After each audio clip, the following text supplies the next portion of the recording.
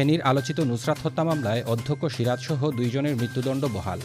খালাস পেলেন 10 জন, 4 জনের যাবজ্জীবন। জাতীয় নির্বাচনের চেয়ে ভালো স্থানীয় নির্বাচন করতে চাই, মন্তব্য সিইসি এএমএম নাসির উদ্দিনের।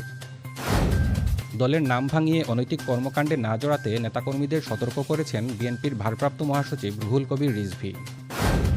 রাষ্ট্রীয় প্রতিষ্ঠানকে দলীয় ক্লাবে পরিণত করেছে বিএনপি, মন্তব্য নাহিদ ইসলামের।